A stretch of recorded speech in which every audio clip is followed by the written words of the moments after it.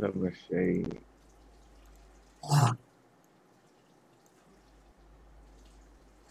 এটাকে পিডিএফ করে দেওয়া হয় না। আমরা থার্মো ফিশারের একটা ওভারভিউ আছে ইমিউনোহিস্টোকেমিস্ট্রির উপরে, সেটা একটু দেখেছো এটা? না স্যার একটু দেখেছিলাম। আচ্ছা একটু আচ্ছা কি আইডিয়া কি কেমন কি বলে কি কোন করলে? হুম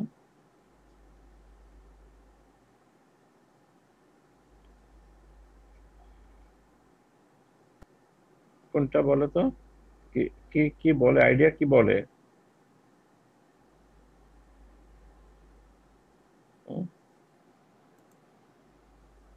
আইডিয়া কি বলে?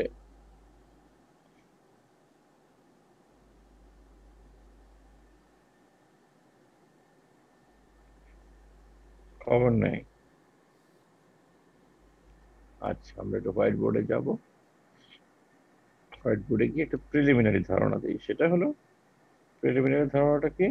সেটা হলো ধরো আমার একটা সেল আছে, এই সেলের নিউক্লিয়াস আছে, সাইটোপ্লাজম আছে, সবই আছে। আমরা জানি যে সাইট স্পেসিফিক অ্যান্টিজেন আমাদের বডিতে আছে। সেল মেমব্রেনে যে অ্যান্টিজেন মানে যে প্রোটিনটা থাকে সেটা হয়তো এখানে বেশি থাকে না, এখানে বেশি থাকে। আবার এখানকার যে নিউক্লিয়ার মেমব্রেনের যে এনজাইমটা আছে, সরি প্রোটিন আছে, সে হয়তো এখানে বেশি থাকে, এখানে হয়তো কম থাকে। আমরা এগুলো জানি। এখন সত্যিকার অর্থেই এই অ্যান্টিজেনটা এখানে আছে কিনা, এই অ্যান্টিজেনটা এখানে আছে কিনা, থাকলে কিভাবে, কি পরিমাণে আছে, সেটা জানার জন্য আমরা আসলে ইমিউনোহিস্টোকেমিস্ট্রিটা করি। এখন ধরো তুমি সেল নিতে পারো, সেল নিলে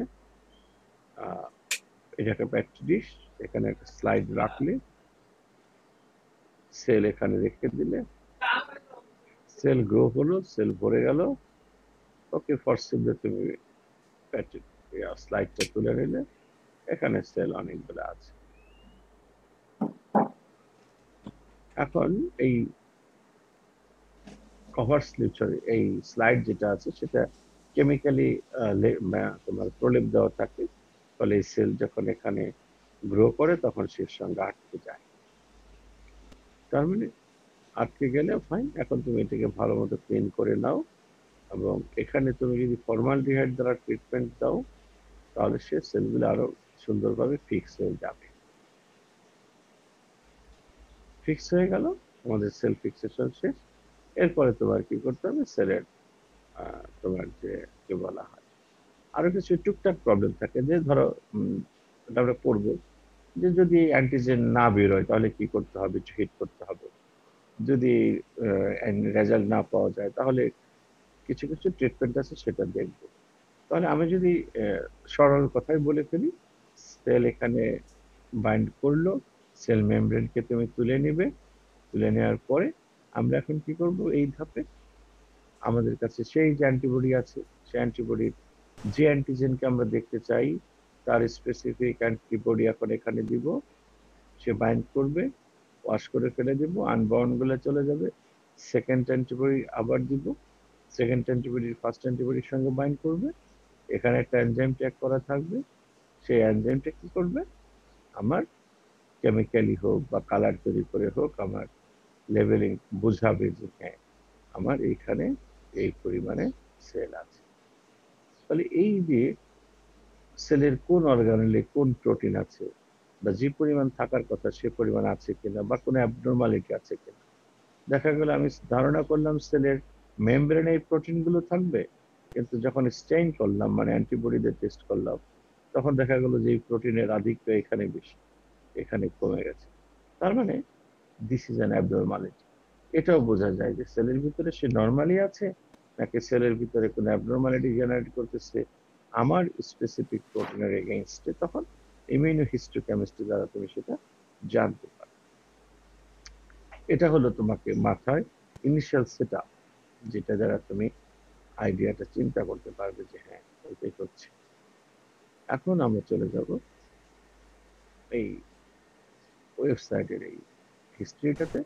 যে কথাটা তোমাকে আমি বললাম ওভারভিউ আকারে এখানে আছে, হিস্ট্রিটা দেখে নিবে নিজের মতো করে, অ্যাপ্লিকেশন, সেলে ক্যান্সার আছে কিনা, কোনো অ্যাবনর্মালিটি আছে কিনা, বা কোনো প্রোটিন সেলের ভিতরে বেশি এক্সপ্রেসড হচ্ছে কিনা, বা কোনোটা কমে গেছে কিনা, সেটা সবকিছুই তুমি এই টেস্টগুলো দিয়ে জানতে পারবে ইমিউনোহিস্টোকেমিস্ট্রি দ্বারা।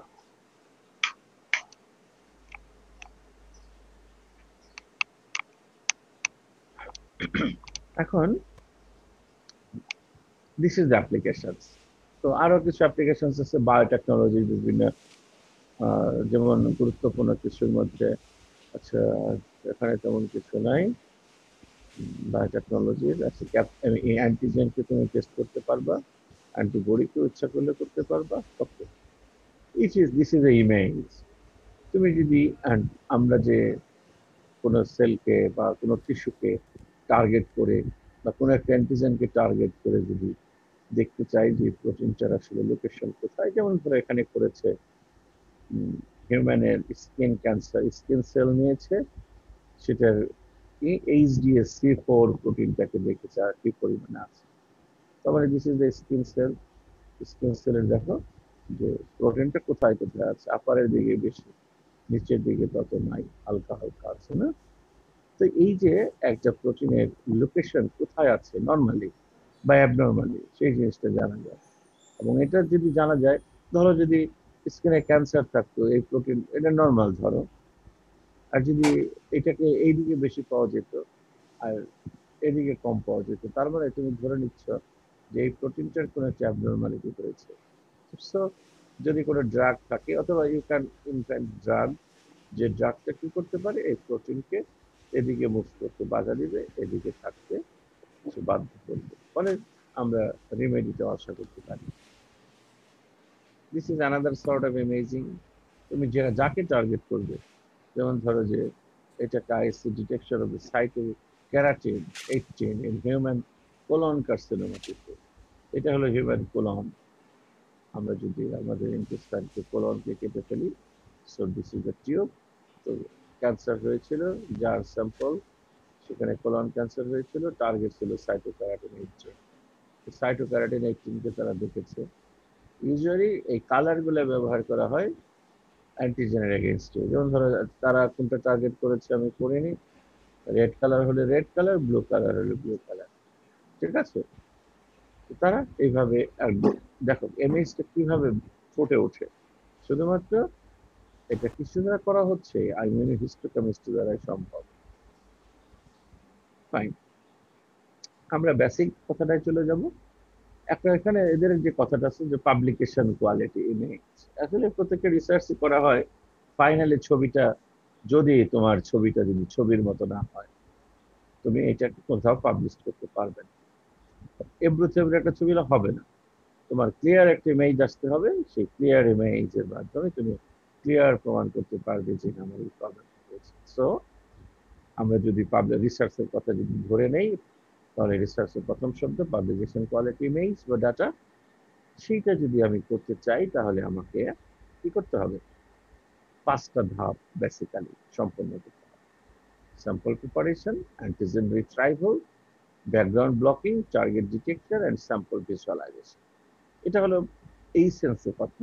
আরেকটা সেন্সের কথা আছে, তুমি এটাকে কাজের ধরনটাকে দুইটা ভাগে ভাগ করতে পারো। এখানে একটু খেয়াল করো, প্রথমত তোমাকে স্যাম্পলকে প্রিপারেশন করতে হবে, আর দ্বিতীয়ত স্যাম্পলকে স্টেনিং করতে হবে। সো তুমি যদি ইনিশিয়ালি তোমার কাজটাকে একটু ইমেজিং করার চিন্তা করো, তাহলে দুইটা ইমেজ তোমার সামনে আছে। ফার্স্ট স্যাম্পল প্রিপারেশন, অ্যান্ড দুই স্যাম্পলটাকে কালারফুল করা, আর তিন কম্পিউটারে দেখতে হবে বা মাইক্রোস্কোপে দেখতে হবে, সেটা তো আছে। দুইটা জিনিস। এবং আরেকটা জিনিস আমরা চলে আসলাম কোথায়, এখন ওটাকে যদি ওইভাবে রেখে দিই, আমি যদি গ্রস চিন্তা করে আগাই, তাহলে আমাকে 5টা স্টেপের প্রতি তো খেয়াল রাখতে হবে। Sample preparation, antigen retrieval, background blocking, target detection and sample visualisation. So sample preparation, আমি তোমাকে যেমন প্রথমেই বললাম, সিম্পল সিঙ্গেল সেল নাও, সিঙ্গেল সেল নিয়ে স্লাইডের উপরে কালচার করাও, ওটার উপরে তোমার কেমিক্যালি কোটেড আছে, সেল অ্যাটাচ হবে, দেন কি বলা হয় ফর্মালডিহাইড দাও, শেয়ারও ব্লক করবে, বাইন্ড করবে, এটসেট্রা। ফাইন। আমি যদি সিঙ্গেল সেল না নিয়ে কাজ করি, আমার প্রবলেম ধরো হয়েছে কোলনে, তাহলে আমি তার কোলনের সিম্পল একটা সেল নিয়ে কাজ করব না। আমি কোলনটাকে কেটে সেটার একটা স্লাইস তৈরি করে সেই স্লাইসটাকে স্লাইডের উপরে বসাবো ইনিশিয়ালি। বা বা তুমি যদি খুব গুরুত্বপূর্ণ ভাবে চিন্তা করো, তাহলে তোমাকে টিস্যুটাকে নিয়েই কাজ করতে হবে বেসিক্যালি। তাহলে তোমার প্রথম কাজ কি? Tissue collection and perfusion. এটা কি করবে তুমি? আচ্ছা, আমি তোমাদেরকে একটা ইমেজ দেখাবো, সেটা হলো প্যারাফিন ফিল্ম। দেখেছো কি কেউ প্যারাফিন ফিল্ম, প্যারাফিন ওয়্যাক্স বা ফিল্ম? জি স্যার, দুটোই দেখা হয়েছে। কিভাবে দেখেছো? এটা কেমন? স্যার একটা লিকুইড আর একটা হচ্ছে আচ্ছা, স্যার wax, মানে মোমের মতো স্যার, যেটা আচ্ছা, হচ্ছে this is wax, paraffin wax. এটাকে তুমি কিভাবে দেখতে পারো? এইরকম ব্লক আকারেও থাকে, হ্যাঁ, তুমি এরকম ব্লক আকারেও পাবে, বা প্যাকেটজাত হিসাবে কিনে নিয়ে, যে প্যারাফিন ওয়্যাক্স প্যাকেটজাত তুমি কিনে নিয়ে আসলে, এই যে প্যাকেটজাত তুমি কিনে নিয়ে আসলে, যাই হোক, পেডিকিউরেও ব্যবহার করা হয়, ঠিক আছে। এটার কাজ কি জানো? এই যে এটা পায়ের উপরে কেন দিয়েছে? এই প্যারাফিন বেসিক্যালি তোমার স্কিনে ধরে ফেলে, বা টিস্যুকে পেলে, এই যে দেখো ধরে ফেলছে। এখন তোমার কাজ কি হবে? তুমি যদি এখন এটাকে লাগিয়ে টেনে তুলে ফেলো, নট পেইনফুল, তখন তোমার ওল্ড সেল যেগুলো স্কিনে লেগে আছে সেগুলোকে সে রিমুভ করে দিবে। This is criteria. সো এটা মেয়েদের বিউটিফিকেশনেও ব্যবহার হয়। তো সেটাই শোনা ইস্যু হলো, আমি প্যারাফিন ওয়্যাক্স ব্যবহার করব, সেটা আমার কাছে ইস্যু। কিভাবে? আমি আরেকটা জিনিস দেখাবো। এই প্যারাফিন ওয়াক্সের উপরে ধরো তুমি তোমার হার্টটাকে কেটে, বা পেশেন্টের হার্টকে কেটে ওর উপরে রাখলে, রাখলে কি হবে? ও কাটকে ধরবে, আটকে ধরবে না? স্যার, এইটা কি ওই সাইটোপ্যাথোলজির কাজগুলোর মতো স্যার? সাইটোপ্যাথোলজি হতে পারে, ডেফিনেটলি। সাইটো যেহেতু colour, pathology pathology, definitely sir এটা সাইটোপ্যাথোলজি। হিস্টোস অ্যান্ড সাইটোপ্যাথোলজিতে করে স্যার। হ্যাঁ, ইমিউনোহিস্টোকেমিস্ট্রি, সেটাও হতে পারে। ফাইন। তোমরা কি মাইক্রোটোমের নাম শুনেছো? মাইক্রোটোম। জি স্যার, আমি জি মেশিনে স্যার। কাটি স্যার। এই তুমি বলো কি করো, তাহলে তো হয়ে গেল। গ্রোথ সেকশন স্যার স্যার, আমি হিস্টোপ্যাথোলজিতে জব করি স্যার, কাটিং আমি সেকশন। ওখানে।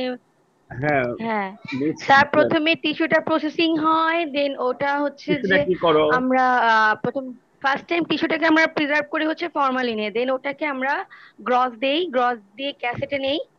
তারপর হচ্ছে টিস্যু ক্যাসেটে নেওয়ার পর সেটাকে ওভারনাইট ক্যারোনাইজে আমরা রাখি। রাখার পর সেটাকে জাইলিন 1, জাইলিন, মিথানল 1, মিথানল 2, প্যারাফিনটা জাইলিন কি 1 করো? তে। প্যারাফিনটা কি করো? স্যার প্যারাফিন দিয়ে হচ্ছে ওই যে আমরা যখন ওই টিস্যুটা প্রসেস করি না, এরপর আমরা 1 ঘন্টা প্যারাফিনে ওই ক্যাসেট গুলো দিয়ে ওভেনে রাখি। হ্যাঁ, 80 ডিগ্রি সেন্টিগ্রেড তাপমাত্রায় রাখার পর তারপর সেটাকে নামিয়ে ব্লক তৈরি করি প্যারাফিন দিয়ে। আচ্ছা, ব্লক তৈরি করার পর সেটা ফ্রোজেন করি, ফ্রোজেন করে সেটা সেকশন করি মাইক্রোটোমে। মাইক্রোটোমের সেকশন। তারপরে আচ্ছা, স্লাইড, হ্যাঁ, হ্যাঁ স্লাইড তৈরি করি। এরপর ওটাকে বিভিন্ন প্রসেসে স্টেনিং দিই। আচ্ছা। স্টেনিং দিলে ওটা হেমাটোক্সিলিনে প্রথমে দিই, তারপরে স্টেন করি, কালার নিয়ে এরপর মাইক্রোস্কোপে ডক্টররা দেখেন। লোকে লাইক এদিক সেদিক করে তোমার স্টাইল সেম, আমাদের স্টাইল এদিক সেদিক করে ওই একই দিকেই যাবে, ঠিক আছে। এখন আমরা দেখো আমরা কিভাবে স্যাম্পলটা প্রিপারেশন করব। তুমি কি করলা? আচ্ছা, while using the right antibodies, এটা তো আমরা দেখো প্রিপারেশন, এটা গেল, সেটা না। আমাদের এখন কাজ কি জানো? এখন আমাদের কাজ হলো সেলের মরফোলজিটাকে ঠিক রেখে টিস্যু আর্কিটেকচারটাকে ভেঙে দেওয়া। মানে কি? সেলের মরফোলজি ঠিক রেখে টিস্যু আর্কিটেকচারটাকে ভেঙে দেওয়া, এটুকু একটু মাথায় রাখো। এখন দেখো যে হিউম্যান অ্যান্ড অ্যানিমাল বায়োপসি যদি আমরা করি, অথবা হোল অর্গানের যদি করি, আর collected and preserve and ISC analysis আমরা করি না, depending on the requirement of the researcher, ভালো কথা, tissue must be rapidly preserved to prevent breakdown of cellular protein. টিস্যুকে তুমি সুন্দরভাবে প্রিজার্ভ করতে হবে, যেন এর প্রোটিন ভেঙে না যায় এবং ডিগ্রেডেশন না হয়, নরমাল টিস্যু। ঠিক আছে, এখন often the tissue is perfused into you or it এই মাইক্রোফোনটা অফ করো। এই এই শুভ পারফিউশন মানে কি? পারফিউশন মানে কি? পারফিউশন ছাড় ছিদ্র করা। পারফিউশন মানে কি কে বলতে পারো? জুই আলম, তোমার অভিজ্ঞতা কি পারফিউশন?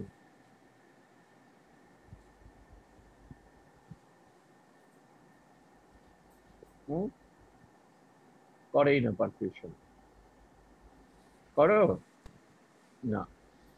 পারফিউশন হলো আমি যে টিস্যুটাকে নিলাম, মনে করো হার্ট টিস্যু নিলাম, আমার হার্ট টিস্যু নেওয়ার পর আমাকে কাজ করতে হবে এবং তাকে ফিক্স করতে হবে, প্রিজার্ভ করতে হবে, ফাইন। পারফিউশন মানে হলো হার্টের ভিতরে তো ব্লাড আছে, আমি এমন ভাবে প্রসেস করবো যেন ওই হার্টের ব্লাডটা বেরিয়ে যায়, বেরিয়ে গেলে শুধু হার্টের টিস্যু, হার্টের সেল এগুলাই যেন থাকে। বের করতে হবে কেন? কারণ আমি হার্টের যে প্রোটিনটাকে আইডেন্টিফাই করার চেষ্টা করছি, সেই প্রোটিনটা তো ব্লাডেও থাকতে পারে।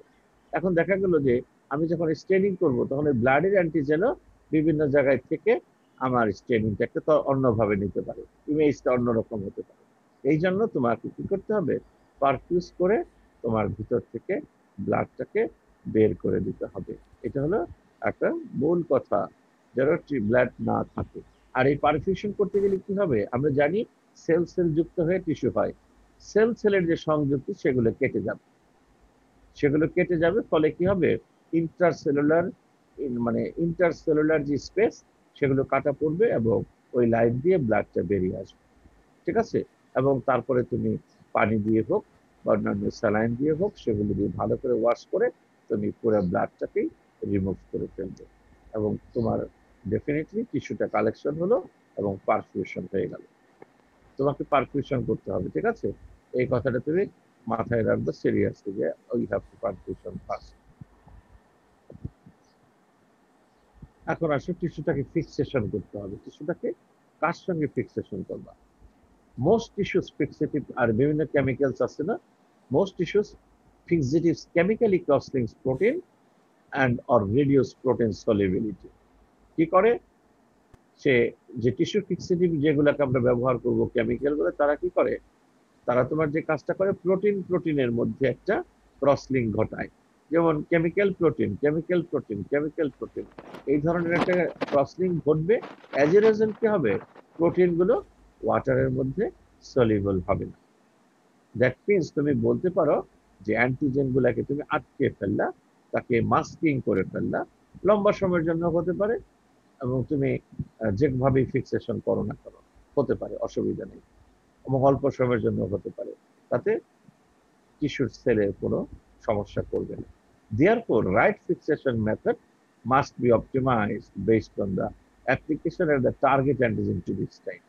ফলে তোমাকে যদি রিসার্চার হও তুমি, আর যদি নর্মালি ল্যাবে কাজ করো সেটা তো স্টেবল আছে, যদি রিসার্চার হও তাহলে তোমাকে ফিক্সেশন মেথডটাকে কোন কেমিক্যালস দিয়ে করবা, কিভাবে করবা, সেটাকে ঠিক করে নিতে হবে। এবং কারণ কি, তুমি যে অ্যান্টিজেনকে টার্গেট করেছো সেই অ্যান্টিজেনের রেজাল্ট তুমি পাচ্ছ না, ফলে তোমাকে ধরে নিতে হবে আমার ফিক্সেশন কেমিক্যাল যেটা সেটা রাইট নেই, ফলে আমাকে ভিন্ন অ্যাঙ্গেলে আবার চিন্তা করতে হবে। তো মোস্ট কমন ফিক্সেটিভ কোনটা? ফরমালিন, মানে ফরমালডিহাইড, ঠিক আছে? এ সেমি রিভার্সিবল। হ্যাঁ আব্বা, আসসালামু আলাইকুম। আব্বা, আব্বা ভালো? জি আব্বা, আপনি বাসায়?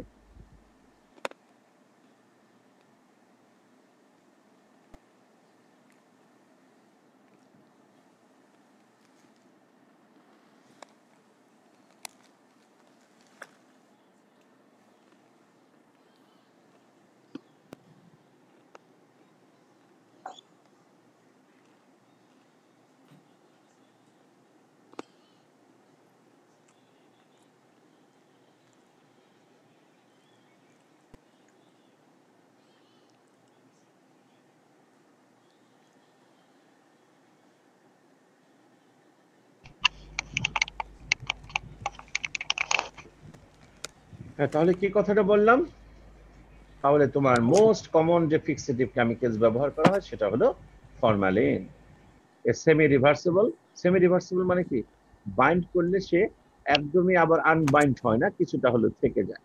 কোভ্যালেন্টলি cross link cross-linking reagent that can be used for the perfusion, which আমরা আগে বলেছিলাম perfusion ফরমালিনটা দিলে পরে আসলে সেই পারফিউশনের কাজটাও হয়, or immersion fixation for any length of time, এবং যে কোনো একটা সময়ের জন্য তুমি লম্বা সময়ের জন্য করতে পারো এইভাবে ফিক্সেশন, অল্প সময়ের জন্য তুমি করতে পারো ফিক্সেশন, আর depending on the fixation design তুমি কি ধরনের ফিক্সেশন চাও তার উপরে ডিপেন্ড করে। ফরমালিনের কথা মনে রাখো, সেমি রিভার্সিবলের কথাটা মনে রাখো, এবং উনি পারফিউশনে করে দেয় সেই কথাটা মনে রাখো। Tissues fixed in formaldehyde are typically embedded in paraffin wax. এই কথাটা আমরা তোমাকে বলতে চাচ্ছিলাম যে কেন প্যারাফিনটা দেখালাম। Tissue fixed in formaldehyde are typically embedded in paraffin wax to permit sectioning and further processing. মানে কি, আমরা যে তোমার একটু ইয়েতে যাই, বোর্ডে যাই, তার মানে তুমি দেখো যে আমরা যে এই বারটা নিলাম, এটা দিস ইজ দ্য প্যারাফিন বার।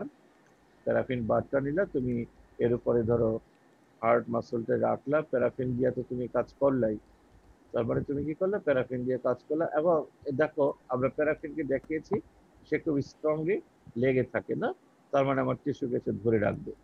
এই অবস্থাটাতেই তুমি তখন মাইক্রোটুমের ভিতরে ভরিয়ে দিলে, ঢুকিয়ে দিলে, আর মাইক্রোটুমের মধ্যে তুমি যদি সাইজ বলে দাও যে এটা 4 থেকে 5 মাইক্রোমিটার ওয়েটে কেটে ফেলবা, তখন সে ওই অনুসারে এটাকে কেটে দেবে।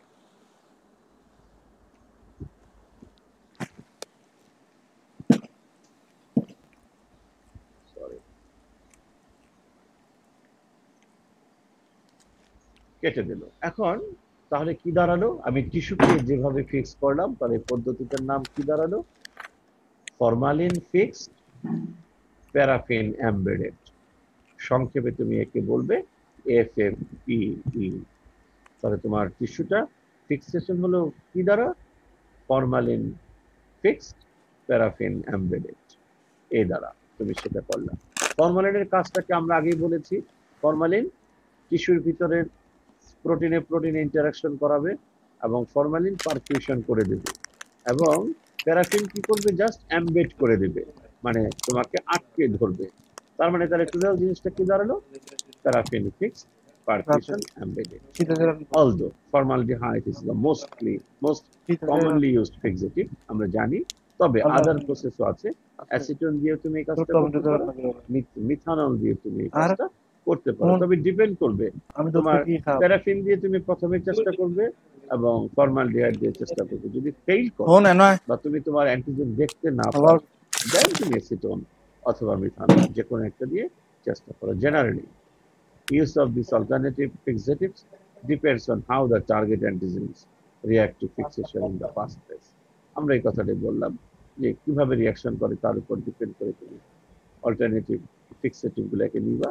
Below is another representation of the example of ISC.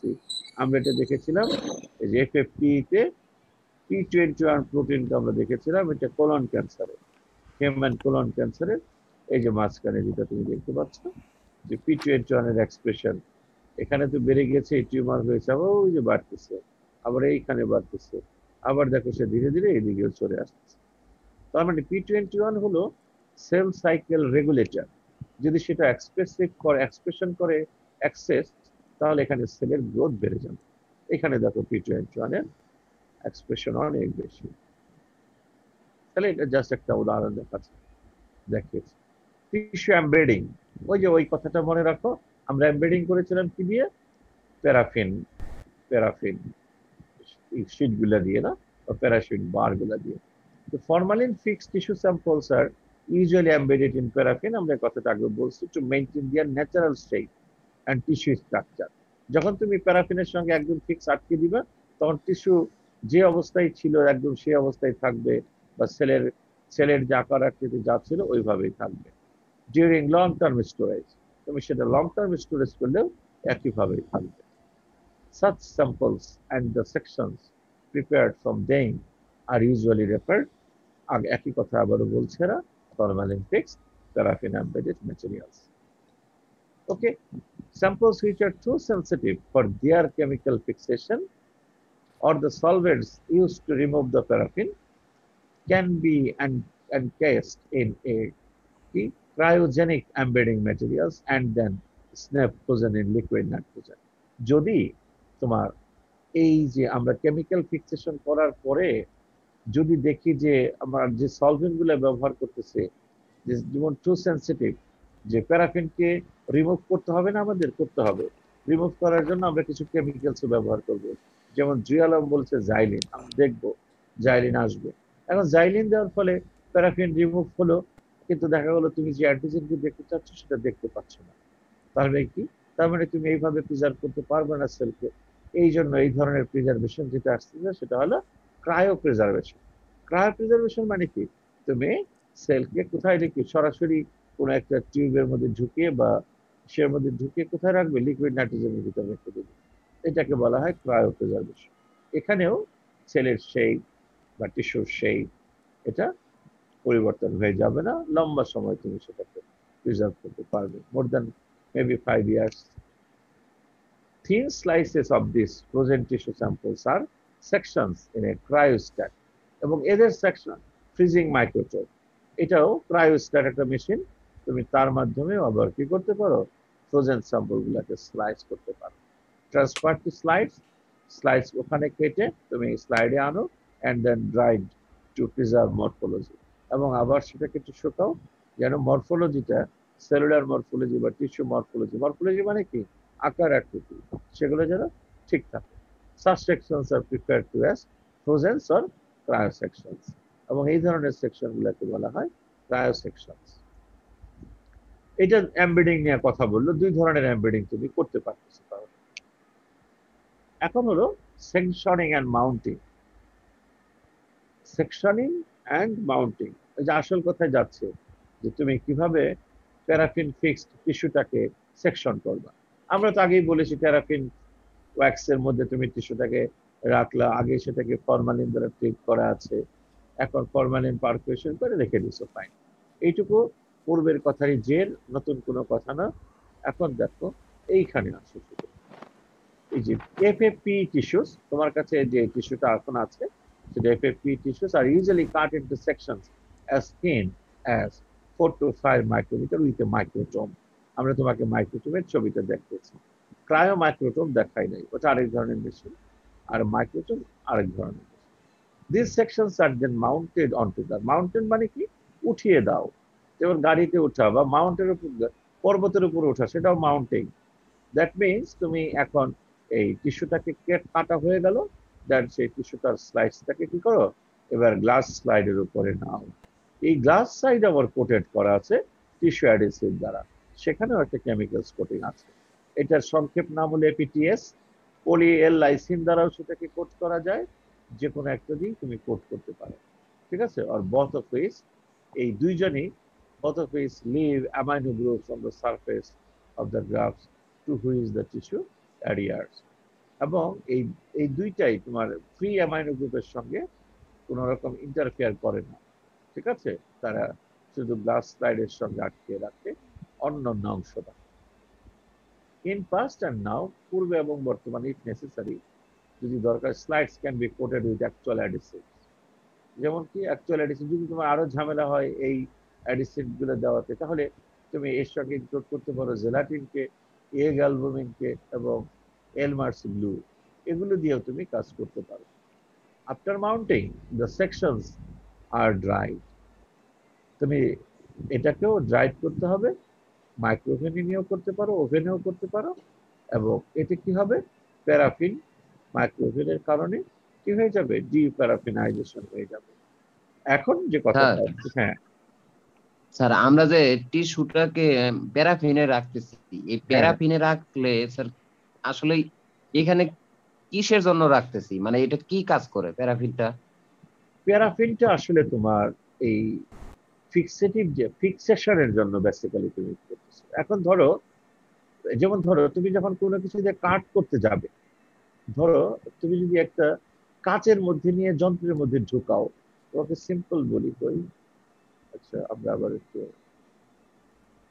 প্যারাফিনের দুইটা কাজের মধ্যে একটা কাজ কি, প্রথম যে জিনিসটা তুমি মাথায় রাখো সেটা হলো সে দারুণ ভাবে আটকে ধরে আমাদের টিস্যুকে, তুমি যদি ধরো একটা কাচের মধ্যে নিয়ে মাইক্রোস্কোপের মধ্যে কাটতে দিলা, তুমি এখানে কাচকে দেখা গেল যে আটকে ধরলো না, তুমি কাটতে পারতেছো না, তুমি টিস্যুটাকে যে 4 to 5 মাইক্রোমিটারে কেটে দিয়ে যাবা, মেশিন যে কাটবে সেই কাটিংটা হচ্ছে না, এটা কাজ বা মানে পিচ্ছিল সে ছেলে চলে যাচ্ছে। কিন্তু প্যারাফিনটা দেওয়াতে কি হলো, প্যারাফিন এমন ভাবে ধরে রাখে, তুমি শুধু প্যারাফিনকে এখানে আটকে দাও, তুমি ইজিলি কেটে নিয়ে যেতে পারবে টিস্যুটা। কথাটা বুঝছো? জি স্যার, এটা তো ব্লক বানানোর পরে যখন আমরা মাইক্রোডোমে কাটতে যাই, এটা মানে প্যারাফিন খুবই মানে শক্তভাবে ধরে আহ, ফেলবে, হ্যাঁ, এইটাই। কিন্তু স্যার আমরা যখন ইনকিউবেটরে রাখি, যে একটা টিস্যু কেটে মানে হিট দেওয়া লাগে, যে 1 ঘন্টা বা 2 ঘন্টা দেয়, যে ওই সময় স্যার প্যারাফিনেই রাখে, এটার কারণ সেটা কি স্যার? সেটা আরেকটা সেটার মেকানিজমটা করতে হবে। আমরা এইটাকে কাজ করতেছি তোমার কাটিং এর জন্য, ওইটাতে কেন ব্যবহার করেছে সেটার মেকানিজমটা। তবে প্যারাফিন একটা কাজ করে, সেটা কি করে জানো? প্যারাফিন এটা ধরো তোমার একটা ডিমের কুসুম, তুমি যদি প্যারাফিন দিয়ে এটাকে ঢেলে দাও, চতুর্দিকে সে এমন সুন্দরভাবে কোট করে ফেলবে যে এর ভিতরে জিনিসটা ঢুকে গেল। এবং প্রপারলি কাভারিং এর কাজে প্যারাফিন ব্যবহার করা হয়। হয়তো এরকম কোনো মেকানিজম তোমার ওই মেকানিজমের মধ্যে আছে। আমরা এটা ব্যবহার করছি বেসিক্যালি এমবেড। এমবেড মানে তারা আটকে ধরার জন্য এবং ভালোভাবে কাটার জন্য। জি স্যার। এই কারণে এখানে আমরা ব্যবহার করছি। স্যার প্যারাফিন দেওয়ার পর তো আবার ফ্রিজে রাখতে হয়, ফ্রিজ আপ করতে হয় এটা। প্যারাফিন দেওয়ার পরে আমরা তো জাস্ট এখন তোমার কেটেই ফেললাম, আমাদের স্লাইডিং করা শেষ। স্লাইডিং করা শেষ করার পরে তুমি এখন কি করবা? এই যে ধরো আবার বলি, এখন তুমি আমাদের এই টেকনিকে যেটা হচ্ছে, এখন তুমি ধরো প্যারাফিন এরকম আছে, এর উপরে টিস্যু এরকম কেটে ফেললাম, ফাইন, তোমার কাছে এখন এই টিস্যুটা আছে। আমাদের কাজ হলো এই টিস্যুটা স্লাইস বের করা, একদম সুন্দরভাবে স্লাইস করলাম যেন এবড়ো থেবড়ো না হয়, এই জন্য আমরা প্যারাফিনকে ব্যবহার করলাম। এখন আমি কি করব, এই প্যারাফিনের এই অংশটাকে উল্টে দেব কাঁচের সাইডে। এখন উপরে প্যারাফিন আছে, উপরে প্যারাফিনটা আছে না, আর নিচে আছে কাঁচের স্লাইড। এখন আমার কাজ হলো, আমি জাস্ট এটা এই যে আমার এখন মাউন্টিং করে নিলাম কিসের উপরে, কাঁচের স্লাইডে, যেটা আমরা গ্লাস স্লাইড বলি না। আর উপরে এখন আমার আছে প্যারাফিনের সেই বারটা, যেটা আমার টিস্যুটা কাটতে চলবে। এখন কোনো কোশ্চেন আছে কারো? এখন কোনো কোশ্চেন আছে কারো? না স্যার। আচ্ছা ফাইন। এখন আমার ওই উপরে যে প্যারাফিনটা আছে ওকে তো ফেলে দিতে হবে না, ওকে তো আর রাখা যাবে না, কারণ সে আমার টিস্যু কাটকে ধরে আছে। নিচে গ্লাস, উপরে প্যারাফিন, গ্লাস না হয় এখন টিস্যু কাটতে ধরলো, বাট প্যারাফিন এতক্ষণ পর্যন্ত আমার কি করছে, যে টিস্যুটাকে সুন্দর মতো মরফোলজি এগুলো প্রিজার্ভ করছে, কারোর সঙ্গে কারো মানে ইন্টারাকশন হতে দেয় নাই, দারুণ মরফোলজি সে মেনটেন করছে। বাট এখন আমাকে কি করতে হবে, এই প্যারাফিনকে রিমুভ করতে হবে। প্যারাফিন রিমুভ করতে হলে কি করতে হবে, জাস্ট গ্লাস লাইট সহকারে টিস্যুটাকে মাইক্রো ওভেনে দিয়ে দাও, অথবা ওভেনে দিয়ে দাও। ওই হিটের কারণে প্যারাফিন গলে যাবে এবং প্যারাফিনাইজেশন হয়ে যাবে। তার মানে আমার টিস্যুটা এখন প্যারাফিন রিমুভ হয়ে গেল। শুভ। প্যারাফিন রিমুভ হয়ে গেল, ঠিক আছে। এখন আসো, যদি তুমি ফ্রোজেন সেকশনটা চিন্তা করো, এটা তো নরমাল টিস্যু কেটে ফেললাম, আবার যদি ফ্রোজেন কে চিন্তা করো, তাহলে কি করার? ফ্রোজেন সেকশনস আর cut using a pre-cold cryostat or mounted. Frozen তো ফ্রোজেনই, সে এমনিতেই শক্ত থাকে, তাই না? তাকে তো আর কোনো হার্ড জিনিসের উপর আটকে দেওয়ার দরকার নেই। তারপরে mounted to adhesive coated glass slide, তুমি অ্যাডিসিভ কোটেড গ্লাস স্লাইডের উপরে তাকে রাখলা। These sections are often dried overnight and at room temperature and usually post fixed by immersion of the pre-cooled acetone. এটা আরেকটা টেকনিক, অথবা ফ্রেশ ফর্মালডিহাইড দিলা বা ফরমালিন দিলা, এটা অ্যাম্বিয়েন্ট টেম্পারেচারে কাজ করবে। এটা ফ্রোজেন স্লাইড যেগুলো তুমি আগে রেখেছিলা লিকুইড নাইট্রোজেনে, তার ক্ষেত্রে তুমি কি করবা, সেই স্লাইডগুলোকে এনে জাস্ট অ্যাডিসিভ কোটেড গ্লাস স্লাইডের উপরে দিয়ে ওভারনাইট সেটাকে রুম টেম্পারেচারে রাখলা, অ্যান্ড ইউজুয়ালি যা যা প্রসিডিওর আছে সেটা করলাম। এটা আমাদের কাছে বড় ইস্যু না, আমাদের কাছে বড় ইস্যু হলো লাইভ টিস্যুগুলোকে নিয়ে কিভাবে তুমি কেটে কাজটা করতেছো। এখন ওই যে ডিপ্যারাফিনাইজেশনের কথাটা আসলো, আর এপিটোপ রিট্রাইভাল, এই কথাটা কি?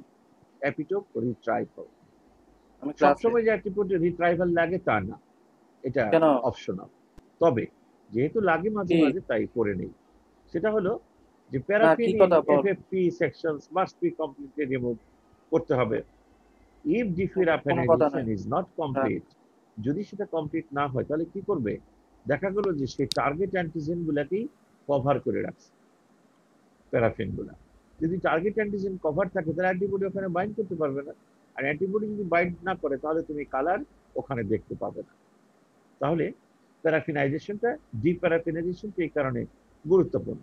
এখন in fact paraffins hydrophobicity actually repels aqueous solution containing the ISC staining reagents। এখন আরেকটা প্রবলেম, প্যারাফিন যদি থেকে যায়, প্যারাফিনের নেচার হলো হাইড্রোফোবিক, সে ওয়াটারকে কাছে আসতে দেয় না। আর ইমিউনোহিস্টোকেমিস্ট্রির যত কেমিক্যালস রিয়াজেন্ট আছে সবগুলোই ওয়াটার দিয়ে বানানো হয়। তাহলে যদি এই কেমিক্যালস গুলো আমরা টিস্যুতে দিই তাহলে প্যারাফিন সেগুলোকে অ্যান্টিজেনের কাছে যেতে দিবে না।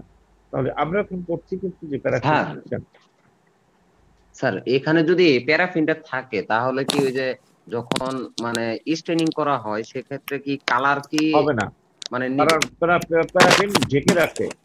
প্যারাফিন ঢেকে রাখে, আমরা তো সেই কথাটাই বলতেছি কেন ডিপ্যারাফিনাইজেশন করবা, কারণ প্যারাফিন অ্যান্টিজেনকে ঢেকে রাখে। আর প্যারাফিন নিজে হাইড্রোফোবিক, হাইড্রোফোবিক হলে অ্যাকুয়াস কোনো রিয়েজেন্টকে কাছে দিবে না, ফলে তুমি কালার ডেভেলপ করতে পারবে না। ঠিক আছে, জি স্যার স্যার। স্যার বলো। স্যার আমরা যে কাজটা করি সেটা হচ্ছে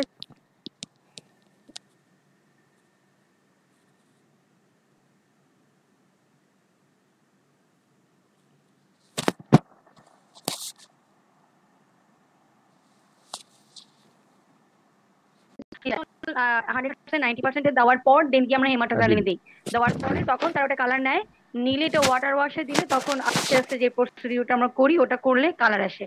কিন্তু একদিন একজন ওভেন থেকে বের করে সরাসরি হেমাটোসালিন দিয়ে দেয়, দেওয়ার পরে যখন আমি বের করি তখন দেখি আর ওটা কালার নেয়নি, বিকজ ওই যে প্যারাফিন থাকার কারণে সেটার কালার হয়নি। এক্স্যাক্টলি প্যারাফিন গুলো অ্যান্টিজেনকে কভার করে রাখছে, বুঝতে পারছো? প্যারাফিন তখন ওই টিস্যুটাকে ওই প্যারাফিন দিয়ে আটকানো ছিল, কিন্তু যখন আমরা স্লাইডে দিই নেই তখন ওই প্যারাফিন টিস্যুটাই স্লাইডে থেকে যায়। এক্স্যাক্টলি হ্যাঁ এটা এই কারণে প্যারাফিনাইজেশন ডিপ্যারাফিনাইজেশন ইজ গুরুত্বপূর্ণ। তবে লাকি হলে পরে যদি তোমার অ্যাপিটোপ আটকা না পড়ে যায়, ওর ওই যে তুমি যেটা বললা উদাহরণটা, যদি তার ওই অ্যান্টিজেন গুলো ঢাকা না পড়তো তাহলে হয়তো সে কালার দেখতে পেত। তবে এটা সবসময় যে তোমার প্যারাফিন টার্গেট জায়গাতে ঢেকে দিবে তা নাও হতে পারে, কারণ সে তার তো কোনো নিজস্ব কোনো লাইকিংস নাই, সে যেখানে পড়ে আছে শুধু ওখানে ঢেকে দিল। এই কারণে যেহেতু একটা সম্ভাবনা আছে তাই ডিপ্যারাফিনাইজেশনটা আমাদেরকে পারফেক্টলি করতে হবে। এবং কেন করতে হবে? ও ঢেকে রাখে, আর প্যারাফিনের বৈশিষ্ট্য হলো সে হাইড্রোফোবিক, ওয়াটার কন্টেনিং কোনো রিয়াজেন্টকেই তার কাছে যেতে দেয় না, ফলে আর আইসি স্টেনিং এর সব রিয়াজেন্টই হলো ওয়াটার মিক্স, ফলে ওয়াটারই যদি ওখানে যেতে না পারে তাহলে রিয়াকশন কিভাবে হবে? আরেকটা জিনিস মনে রাখো, প্যারাফিন ফ্লেমেবল, সে মানে সে তাড়াতাড়ি জ্বলে যায়, মানে আগুন ধরে যায়, টক্সিক অ্যান্ড ভোলাটাইল অর্গানিক সলভেন্টস, আচ্ছা sorry flammable, toxic and volatile organic solvent, paraffin না, ভুল বললাম, জাইলিন, একে ব্যবহার করি আমরা, ট্র্যাডিশনালি ইউজ করি টু ডিপ্যারাফিনাইজ এফএফপি সাইটস। আমরা ট্র্যাডিশনালি ইউজ করি, অলদো তুমি জাইলিন ফ্রি ডিওয়াক্সিং অল্টারনেটিভসও আমাদের কাছে অ্যাভেলেবেল আছে।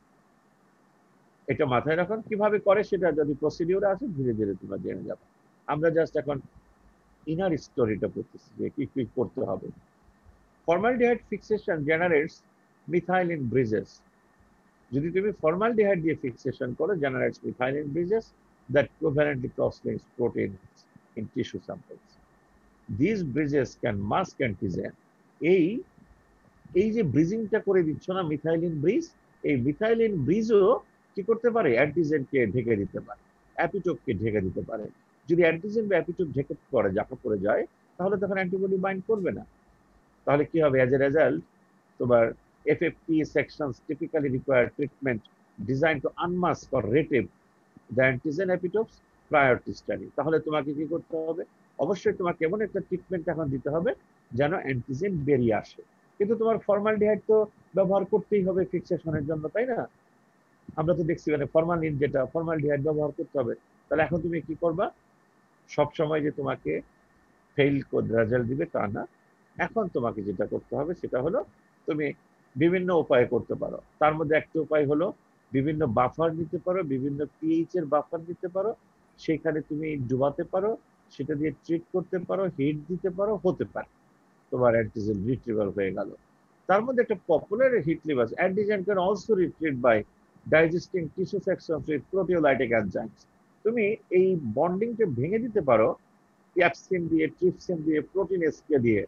আমরা যখন ল্যাবে করতাম তখন ইউজুয়ালি আমরা এই ন্যাচারাল সোর্সটা ব্যবহার করতাম, ট্রিপসিন, ট্রেপসিন, মানে প্রোটিনেসকে, এটাকে দিয়ে দিতাম। এরাও ওই বন্ডিংটা ভেঙে দেয়, ফলে অ্যান্টিজেন বেরিয়ে আসে। আবার অনেক ক্ষেত্রে তুমি কি করতে পারো, হিট দিয়েও তো করতাম, এখানে হিটের কথা নাই, আচ্ছা দেখে আছে তো। If antigen and epitope specific retrievable condition যদি তোমার কাছে রেডি না থাকে, ধরো কোনো লিটারেচারে বলা নাই, কোনো অ্যান্টিবডি ডাটা শিটে বলা নাই, তখন তুমি কি করবে? তখন তোমাকে ইম্পেরিক্যালি মানে কি, এটা একটু বাড়াও, ওটা একটু কমাও, এটা একটু কমাও, ওটা একটু বাড়াও, এটা এতক্ষণ করো, ওইটা এতক্ষণ করো, এটা হলো এম্পিরিক্যাল ডাটা। করে করে করে করে দেখো যে কোন কন্ডিশনটা তোমার জন্য স্যুট হয়, তাহলে তোমাকে সেই কন্ডিশনটা বেছে নিতে হবে। It is also necessary to mention that although deparaffinization is always required prior to ISC, definitely deparaffinization ISC standing এ যাওয়ার আগে তোমাকে অবশ্যই করতে হবে, না হলে তুমি রেজাল্ট পাবে না। এবং অ্যান্টিজেন আর এপিটোপ রিট্রিভাল ইজ নট, এই কথাটা কেন আসছে ইজ নট? সে ধরো যদি তোমার প্যারাফিন, ও যে ভদ্রলোকের কথা বললা যে সে ওভেন থেকে নিয়েই দিয়ে দিল কিন্তু কালার পেল না, কিন্তু যদি সে কালার পেয়ে যেত তাহলে কি প্রসেসটা ঠিক হতো? হ্যাঁ, হয়ে যেত ঠিক। কারণ কি, সবসময় যে প্যারাফিন আমার আসল জায়গা থেকে ঢেকে দিবে নাও হতে পারে। লাকিলি সেদিন তোমার ওই প্যারাফিন তোমার অ্যান্টিজেনকে ঢেকে দিয়েছিল, তাই তুমি রেজাল্ট পাও। তাই এই কারণে সবসময় যে ডিপ্যারাফিনাইজেশন লাগবে সেটাও কথা নয়। তাহলে ডিপ্যারাফিনাইজেশন করে নিলে তোমার নেক্সট টাইম আর আরেকবার কাজটা রিপিট করার সম্ভাবনা থাকে না, এই কারণে করে ফেলাটাই উত্তম। তাহলে আমি ডিপ্যারাফিনাইজেশনের কাজটা করে ফেললাম। আমাদের এখানে কয়েকটা জিনিস আমরা ব্যবহার করলাম, সেটা কি, জাইলেনের কথা আসছে, আর ফর্মালডিহাইড কি করে সেই কথাটা আসছে। ফর্মালডিহাইড আমরা আগে ব্যবহার করেছি ফরমালিন টিস্যু প্রিজারভেটিভ হিসেবে, সে কোভ্যালেন্ট লিঙ্কেজ করে দেয়, এই লিঙ্কেজ আবার এপিটোপকে ঢেকে দেয়। তাহলে সেই লিঙ্কেজটাকে তোমার ভাঙতে গেলে তুমি বিভিন্ন বাফারের পিএইচ দিয়ে হিট করে সে কাজটা করতে পারো, অথবা ন্যাচারাল সোর্স এনজাইম ক্যাপসিন, ট্রিপসিন, প্রোটিনেসকে দিয়ে করতে পারো, অথবা যদি কোনো ডাটা শিটে কোনো তথ্য না থাকে তাহলে তুমি বিভিন্ন কন্ডিশন অ্যাপ্লাই করে তোমাকে গবেষণা করে বের করতে হবে যে কোন কন্ডিশনে কাজটা হয়। এরপরে তোমাকে আরেকটা কাজ করতে হবে, কোয়েঞ্চিং। কোয়েঞ্চিং মানে কি, অর ব্লকিং, শব্দটা সেম। কোয়েঞ্চিং মানে হলো কোন একটা ফাংশনকে স্টপ করে দেওয়া, ব্লকিংও তাই। কি করতে হবে? ব্লকিং এন্ডোজেনাস টার্গেট অ্যাক্টিভিটি, এটাকে বন্ধ করতে হবে। সে জিনিসটা কি দেখো, many popular staining approaches depend on biotin and its binding protein like streptavidin, neutroavidin and avidin. Biotin কি করে জানো? এদের সঙ্গে বাইন্ড করে। Also, most detection strategies employs Horseradish peroxidase অথবা অ্যালকালাইন ফসফেটেস। ওই আমরা বলেছিলাম যে সেকেন্ড অ্যান্টিবডির সঙ্গে আমরা এই তিনটা জিনিসকে ব্যবহার করে কাজ করি। এক, বায়োটিন বেঁধে দিই, দুই, এইচআরপিও বেঁধে দিই, তিন, অ্যালকালাইন ফসফেটও বেঁধে দিই। এর যে কোনো একটাই হতে পারে। এখন ধরো এরা একটা এনজাইম, এরা কাজ করে স্পেসিফিক সাবস্টিটিউট উপর। এখন enzyme detection of target antigens in presence of a ভালো কথা, Das inactivating or masking endogenous forms of these proteins prevents false positive detection. তোমাকে কি করতে হবে জানো? ইন্টারনালি আমার শরীরের ভিতরে যদি এই এনজাইম গুলো থাকে তাহলে তারাও তো কাজ করবে, তারা কাজ করবে না? তাহলে আমার সেকেন্ড অ্যান্টিবডি দেওয়ার আগেই যদি টিস্যুতে এই এনজাইম গুলো থাকে, যেমন অ্যালকালাইন ফসফেট থাকে, তাহলে তোমাকে কি করতে হবে? এই এনজাইম গুলোর অ্যাক্টিভিটি ইন্টারনাল টিস্যুতে অফ করে দিতে হবে। যদি না করে দাও তাহলে তারা কি করবে? তোমাকে একটা ফলস পজিটিভ রেজাল্ট দিবে, false positive result দিবে। The general strategies include physically blocking or chemically inhibiting all endogenous biotin or enzymes activity respectively. মোট কথা, আমার টিস্যুর ভিতরে ন্যাচারালি যে বায়োটিন আছে এবং যে এনজাইম আছে তাদের কর্মকাণ্ড থামিয়ে দিতে হবে। যদি না থামাই তাহলে আমার এক্সপেরিমেন্টে ফলস রেজাল্ট আসবে। This is sequencing. আবার ব্লকিং নন স্পেসিফিক সাইটস, এটাকেও তোমাকে বন্ধ করতে হবে। নন স্পেসিফিক সাইটস কি দেখো, although antibody shows preferential avidity and affinity for specific epitopes, and এটা আমরা জানি না, আচ্ছা, or weakly bind non-specifically to sites or non-antigen proteins that mimic the correct binding sites of the target. অনেক সময় আমার টার্গেট যে অ্যান্টিবডি আছে সেটা তো অ্যাপিটোপের সঙ্গে বাইন্ড করবেই। অনেক ক্ষেত্রে দেখা গেল যে নন স্পেসিফিক অ্যান্টিজেনের সঙ্গে নন স্পেসিফিক একটা উইক বাইন্ডিং হয়।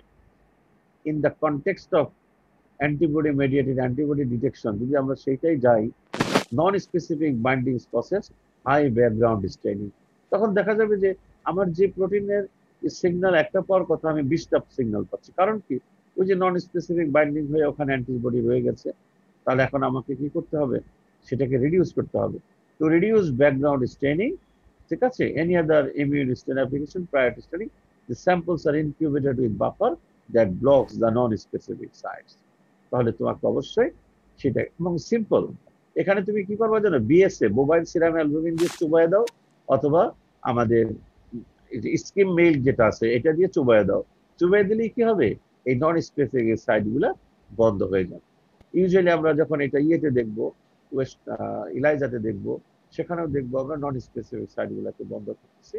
আর এই টিস্যুর ওই আইএইচসি অ্যান্টিবডি দেওয়ার আগেই তোমাকে কি করতে হবে, এই নন স্পেসিফিক সাইট গুলাকে অফ করতে হবে।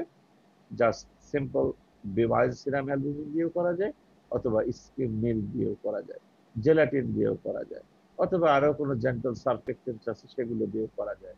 Many commercial blocking buffers are available, তুমি যে কোনো একটা কিনেও সেটা করতে পারো। এখন হলো স্যাম্পল লেভেলিং, এটা এখান থেকে তো তোমরা পড়োই, আর তারপর আমি জাস্ট হোয়াইট বোর্ডে চলে গিয়ে বুঝিয়ে দিই।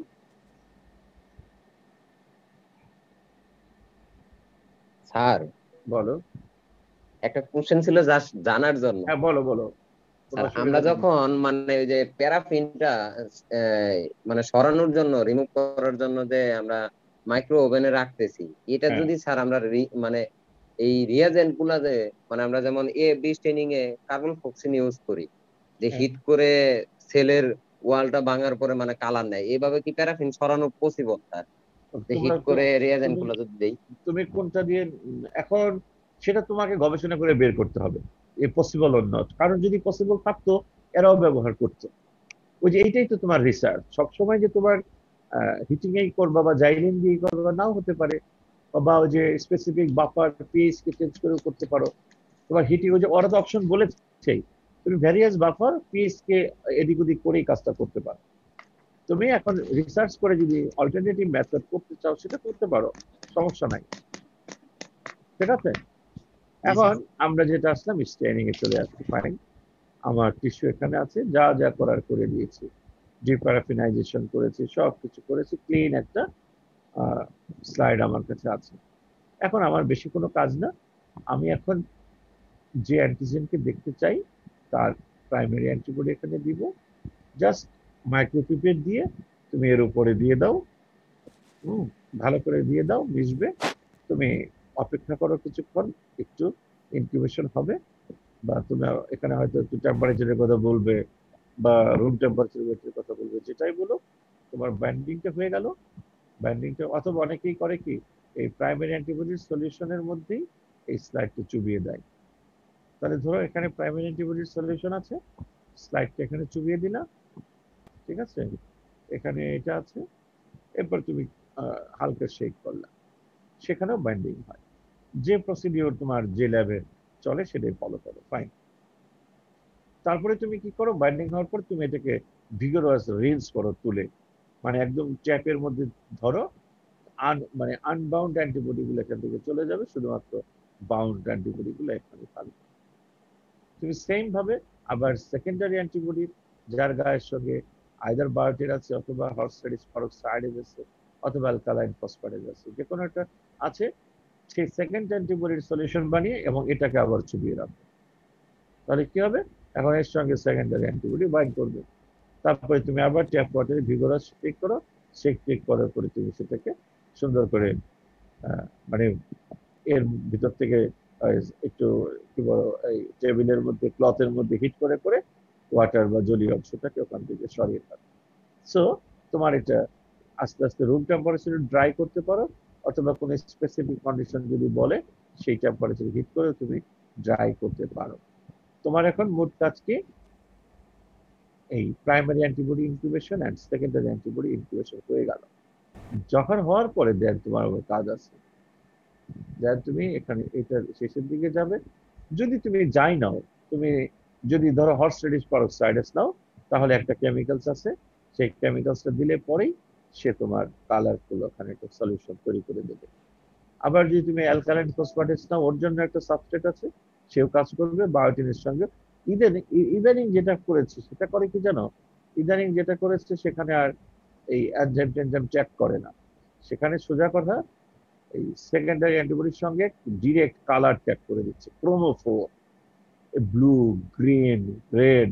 এখন আর ওই এনজাইমের দিন শেষ, এখন আমরা তুমি ওই জায়গায় লিখতে পারো এখানে ক্রোমোফোর ট্যাগ করা আছে, এবং ক্রোমোফোর এবং এমন কালার যেটা তোমাকে যদি একটা ছবি দেখাই, আইসিস্টেইন, আইসিস্টেইন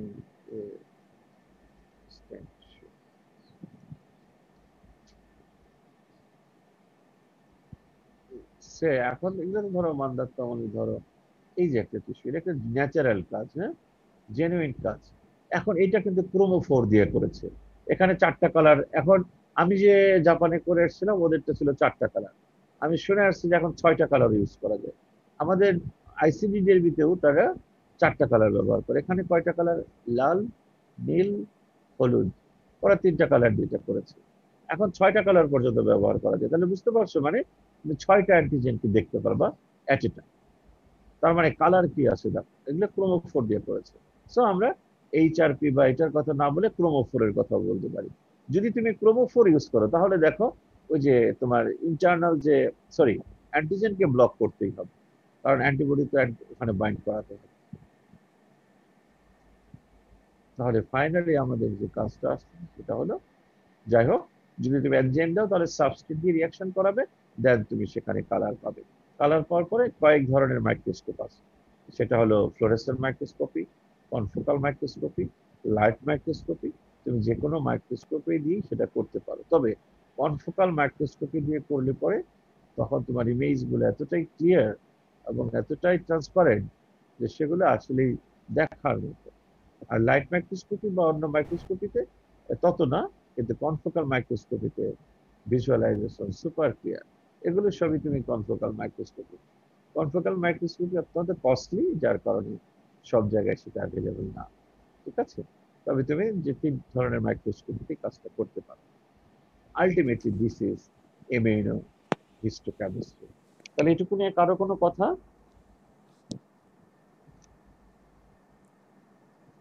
কারো কোনো কথা? না এনিবডি? না স্যার। ওকে, না স্যার। তাহলে আমরা এই শীটটাকে আমরা এই শীটটা দিয়ে দিয়েছি কিন্তু না তোমাদের ইয়েতে, জি স্যার।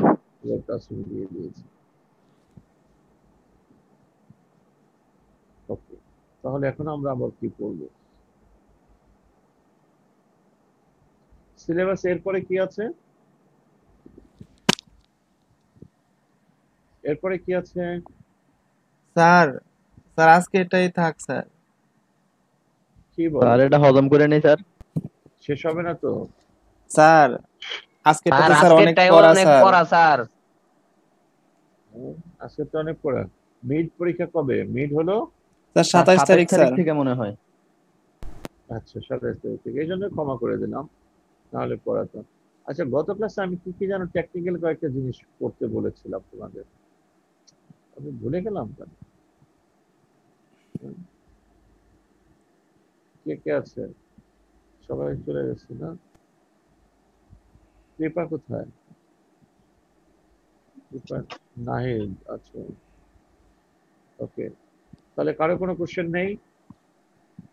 না স্যার, পরে যদি কোশ্চেন হয় সামনের ক্লাসে আবার জিজ্ঞাসা স্যার। সামনের ক্লাসে আবার জিজ্ঞেস করবো, তাই তো? জি জি স্যার। স্যার। আচ্ছা, জি স্যার। ওকে। তাহলে আজকের মতো কি খোদা হাফেজ দিব তোমাদের? তাহলে জি মেজর স্যার। নাও, মেজর জি স্যার। প্রস্তুতি থাকো, আমরা দেখি কি করা যায়। হ্যাঁ, জি স্যার। আমাদের জি স্যার। তো অনেক দূর যেতে হবে, অনেক পড়াশোনা আছে এখানে, হালকা হালকা করে চলে যাওয়া যাবে না, ঠিক আছে? জি স্যার। জি স্যার। জি স্যার। তাহলে ওকে, আসসালামু আলাইকুম স্যার। আসসালামু আলাইকুম স্যার। স্যার স্যার হেডফোনটা হেডফোনটা কিন্তু আসসালামু খুব আলাইকুম সুন্দর স্যার। স্যার। কোনটা সুন্দর? হেডফোনটা স্যার, ও দেখা যাচ্ছে? অ্যাপেলের স্যার। আমি ঠিক জানি না, করোনার সময় তোমার বললো, দিয়ে দিল, আমিও নিয়ে আসলাম, এটাই। স্যার এই কাজটা কে করছে স্যার? কোন কাজটা? এই যে স্যার দিয়ে দিল যে স্যার। মানে দোকানদার করলো?